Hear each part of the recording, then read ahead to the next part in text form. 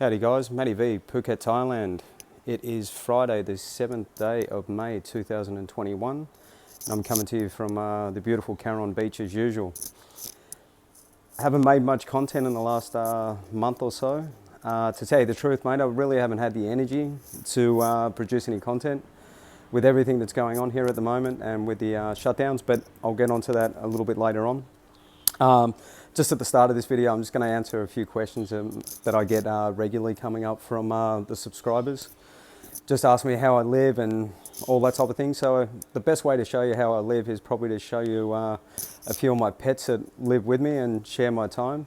So I'll show you those guys and then we'll get on to the interesting stuff and answer the questions on what I believe is going on and how I actually see everything. So yeah.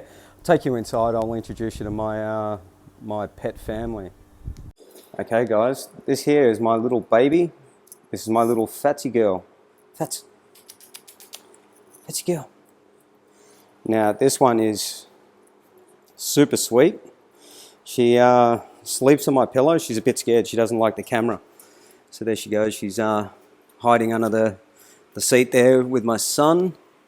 But geez, her eyes look a little bit freaky in this light, so all right, now I'll take you around, see if we can find the other one. Okay, this is my little cat. This is little Frankie. Frankie, you say hello, buddy? Now, you got to see his eyes, little Frankie. He's got the bluest eyes you've ever seen. Here's my little mate, Frankie. Frank, you say hello, buddy? All right, so that's little Frankie. So we've only got one more little one to find and I don't know where he is. Here's my other little pug. Okay, here's my other little one. This is Odie, he's looking for food all the time. Odie, Odie, say hello. Sit, sit, sit, sit, come on, sit, sit. There's a boy. So here you go guys, this is the two hanging out together. Little Fatsy girl and Odie. My two of my favourite little pets. You okay, Fats? Cool. Okay, so I think at this stage we'll get on with the show. All right, and we're back outside. So what I thought I'd do is answer a few more questions out here. What I was planning on doing, I was going to take you for a bit of a walk and talk and show you around Keepin a little bit more, but seeing as though that everything's closed at the moment, I think it'd probably be a bit of a waste of time to show you a bunch of closed stuff and get everybody all depressed. So we'll probably leave that for another day when things start to open up a little bit. But one of the questions I get a lot of is what the situation in Thailand is like now. So obviously we're in our second, third, I'm not sure if it's second, third, fourth wave or whatever round of closures, but at the moment all the bars are closed. They all got closed off 3 weeks ago, I think now. Alcohol is can't be sold in restaurants or anything like that anymore. All restaurants have to close by 9 p.m. at night. Then I think they're allowed to open up a little bit later for takeaway food, but yeah, everything's sort of knocked on the head. We do have a self-imposed curfew, and if someone can explain that to me, I'd be really glad to hear it, because the curfew that's in place is from 10 p.m. to 4 a.m. Now, it's not a curfew that the government says has to be in place, but if you're caught out after that time, you have to explain why you're out after that time. And me being a foreigner, if I'm out after that time, then I'm at risk of being basically kicked out of Thailand. So so I wouldn't suggest it, but that's where we're at the moment. So look, they're the rules. Being a foreigner, I have to respect the rules of the local government, so there's nothing else I can do other than abide by it. We do have it's a mask mandate as well, so if we go out, if you go outside your residence, then you have to wear a mask. Now, moving on to one of the biggest questions that I get, and that's what I believe. Now, I've tried to avoid it as much as I can because I don't want to say anything that's going to to trigger anyone or trigger a response, but I think I'm at that point now where I actually have to say where I sit on the matter.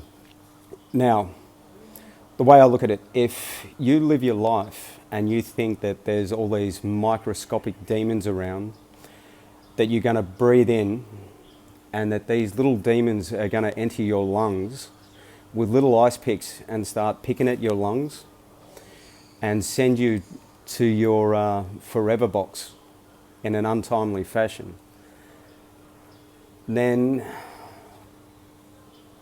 I don't know what to say to you. If you believe everything that you're told in the media and that's what you truly believe, then I'm sorry that you have that fear in you, and I really hope that you come around and see that there's nothing really to fear in this life. I think we just have to move on with it. And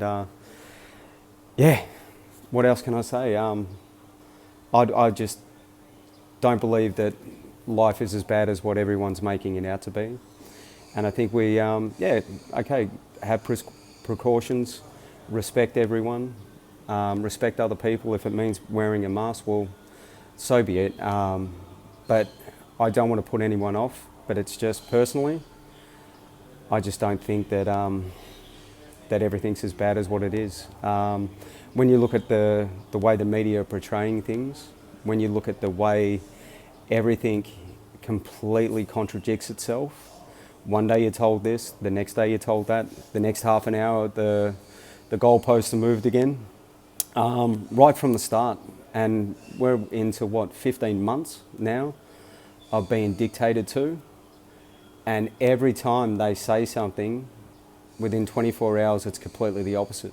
So like you, I'm trying to make heads or tails of it, and my personal belief is just get on with your life, because 15 months out of your life, as we've had already, isn't really healthy. And unless people are willing to stand up and be counted, then unfortunately this is going to be our existence for 3 years, 5 years, 10 years, or forever. So I don't know what the answer is, but I wish you well on your journey with it all. Okay, so that's my personal belief, and it's up to you. Please leave a comment if you want, and I'm not going to debate it with anyone, because I don't think there is anything to debate. And it brings me on probably to my next point, and that is the blame game. Now, have you noticed whenever there's an outbreak or anything like that, everyone's trying to point the finger at someone.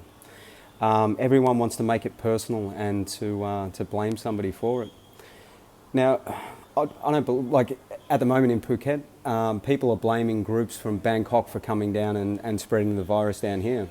I don't think it's really healthy to want to blame anyone for our predicament.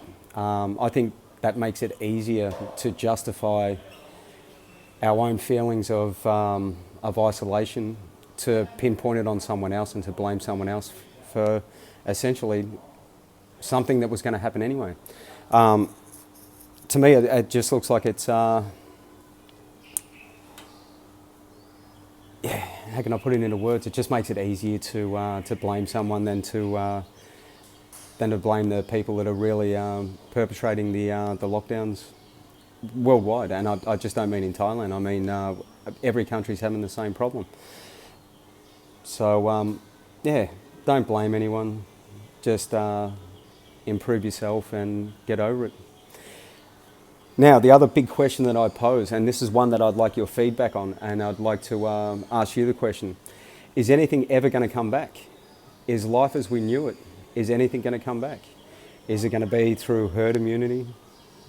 And if you research that term, that's a contentious term, because that's another definition that's been changed in the last, probably not even 12 months, probably about 7-8 months. That term was actually officially changed, but that's up for you to do your own research and have a look at that. And is anything ever going to come back? My personal view is what we had in early March last year. I don't think that's ever coming back. I don't think life is ever going to resemble that again. The travel, the way people had free travel, I just can't see it ever coming back.